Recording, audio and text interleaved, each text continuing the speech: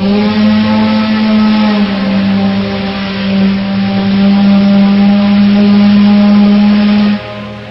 Friday, November the 8th, 1867, the working day at Ferndale and Blanchette Colliery had started just like any other.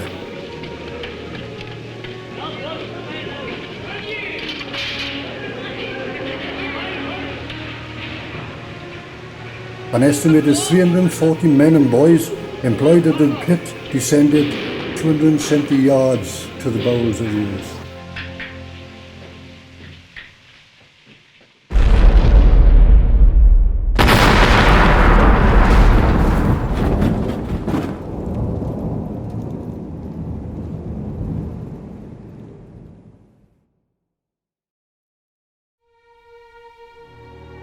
Coal mine after the explosion was like a field of blood on the day of the battle. There were crowds of corpses throughout a silent slaughterhouse. The pit was like a terrifying grave, with scores of miners' bodies, white and wan. A pitiful sight under the iron-like soles of death. The sound of the explosion was heard in other parts of the valley as the local hillside homes were shaken to the very core. Those that were free of injury showed immense courage by returning underground to search for their comrades. The dead body of a boy was carried on the back of his father, probably in the same way as when he was a small lad. Others were brought up and placed by the side of the workshops until coffins had been made. It was said that the frantic crying of the women and children was enough to move the heart of a stoic. At another home, a wife with a young baby in her arms was crying bitterly. 6 members had walked out to work on that Friday morning.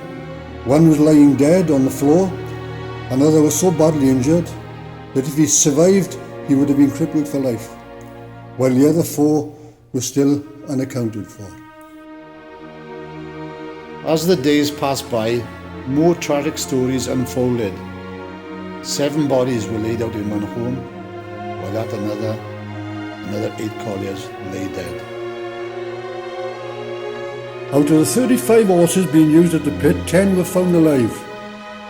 Many of the animals who perished had every particle of air burnt off their flesh, with their harnesses clinging to their charred remains.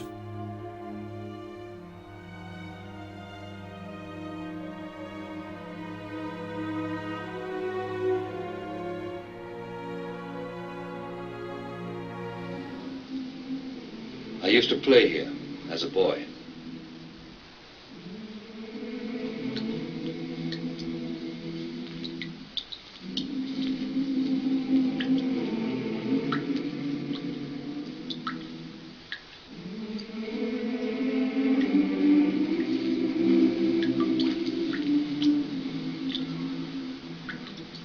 This place, too, has seen all hell let loose, more than once.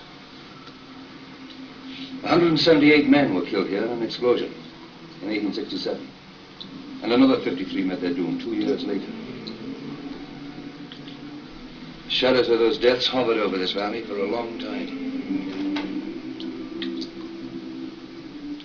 My own father worked down here,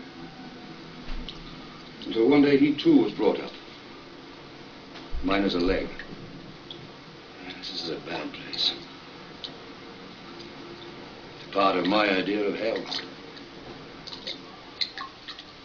I struggled hard to keep out of this pit when I left school.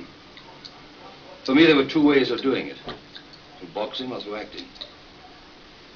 It turned out to be acting. I liked it. I liked acting. Especially tough, heroic roles. The men who went down here were mostly tough men. Men who lived dangerously. And many of them were heroes.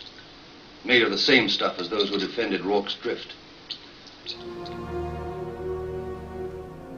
Another poor workman was taken to his home, but had no family present when the last rites were performed.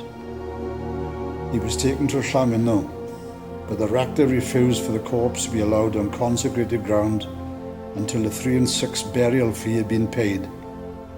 The coffin was put aside until a fellow young workman had discovered who he was. Having only 4 shillings in his pocket, he paid the fee, saying, "I knew he would have done the same for me." In total, 178 men and boys lost their lives, leaving 67 widows, 145 orphans and several dependent aged people.